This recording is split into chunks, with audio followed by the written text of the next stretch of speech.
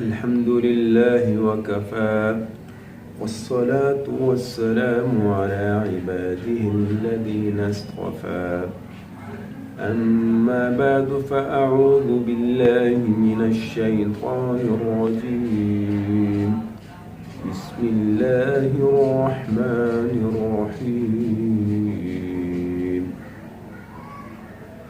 يا أيها الذين آمنوا بالله ورسوله وقال رسول الله صلى الله عليه وسلم لا يؤمن أحدكم حتى أكون أحب إليه من والده وولده والناس أجمعين.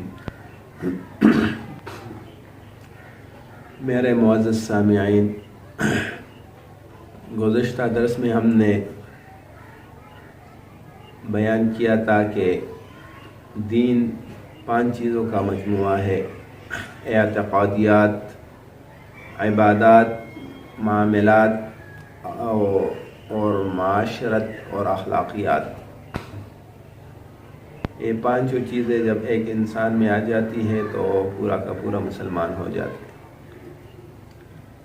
اس میں سب سے بہتر اور سب سے ضروری چیز وہ عقائد ہے. عقائد دین کے لیے بنیاد کی حیثیت اور اساس کی حیثیت رکھتی ہے. عقائد عقیدہ کا جمع ہے. عقیدہ سے مراد پختہ نظریہ اور یقین ہے. تو اس شریعت کے اصطلاح میں بھی اس بعض چیزوں کا پختہ نظریہ اور یقین رکھنا ہی ایمان ہے. عقائد کی کتابوں میں آتا ہے التصدیق بکل ما جاء به النبی صلی اللہ علیہ وسلم. جو بھی چیزیں ہم کو رسول اللہ صلی اللہ علیہ وسلم نے پہنچائی ہے ان سب چیزوں کی تصدیق کرنا، اس کو سچ ماننا، یہ ایمان ہے. تو ایمان، تصدیق قلبی اور عقیدہ یہ ایک ہی چیز کے مختلف عنوانات ہیں. اللہ جل شانہ بھی جو آیات میں مبارکہ میں نے آپ کے سامنے تلاوت فرمائی، اس میں اللہ جل شانہ بھی ایمان لانے کے حکم دے رہا ہے. یا ایھا الذین آمنوا آمنوا باللہ ورسولہ، اللہ اور اس کے رسول پر ایمان لے آؤ. تو ایمان یہ سب سے ضروری اور اہم چیز ہے. اس لیے ایمان اور عقیدے کے بارے میں ہم بات کریں گے. عقیدے کی اہمیت کے بارے میں علامہ سرفراز خان صفدر صاحب نے قرآن کی ایک آیت مبارک اور ایک حدیث مبارک سے ہم کو سمجھایا ہے کہ عقیدہ کیوں ضروری ہے اور کیوں اہم ہے. وہ آپ کے سامنے میں پیش کرتا ہوں. اللہ جل شانہ قرآن مجید میں فرماتے ہیں: اجعلتم سقایۃ الحاج وعمارۃ المسجد الحرام کمن آمن باللہ والیوم الآخر وجاہد فی سبیل اللہ لا یستوون عند اللہ. اس آیت مبارک میں اللہ جل شانہ کفار مکہ کے ایک اعتراض کا جواب دے رہے ہیں.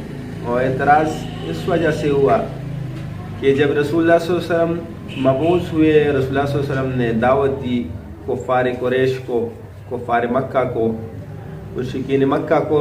جب رسول اللہ صلی اللہ علیہ وسلم نے دعوت دی کہ آپ اللہ اور اللہ کے رسول پر ایمان لے آؤ تو آپ کامیاب ہو جاؤ گے اور جنت کے حقدار بن جاؤ گے، تو انہوں نے جواب میں کہا کہ ہم تو حجاج کو پانی پلاتے ہیں، بیت اللہ شریف کی تعمیر کرتے ہیں، کیا یہ اعمال اتنے نہیں ہے کہ ہم اس کی وجہ سے ہماری مغفرت ہو اور ہم کو جنت نصیب ہو جائے؟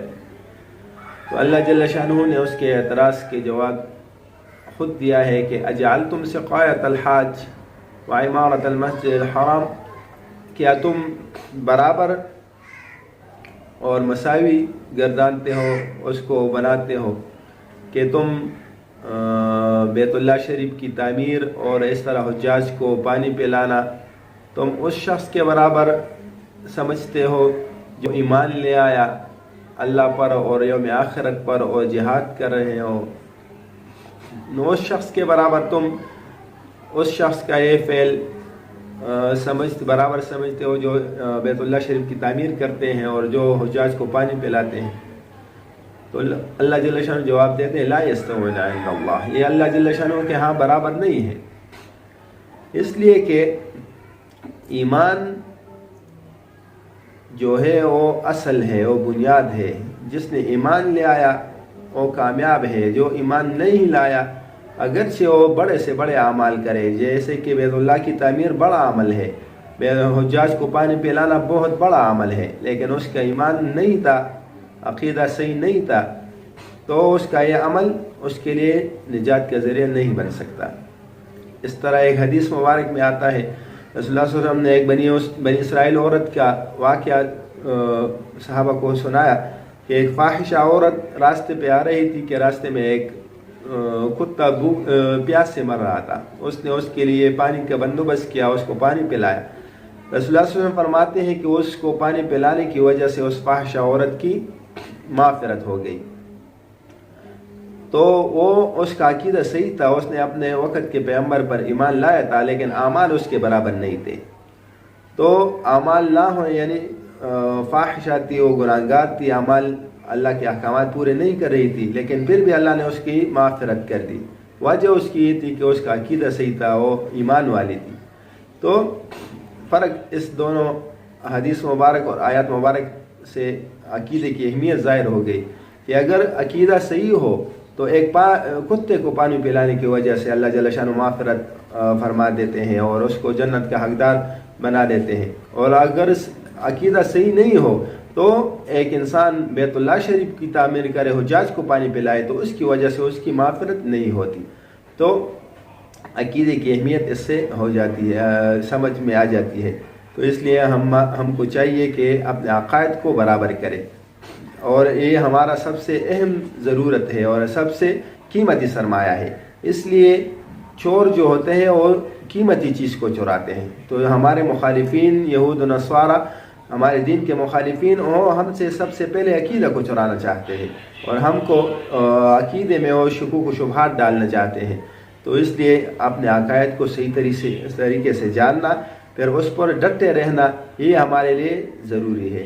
انشاءاللہ عقائد کے بارے میں انشاءاللہ آئندہ بات فرمائیں گے کہ سب سے پہلے عقیدہ کون سا ہے اور اس کے بعد تو عقائد کی بات بعد میں انشاءاللہ فرمائیں گے۔ وآخر دعوانا الحمدللہ رب العالمین۔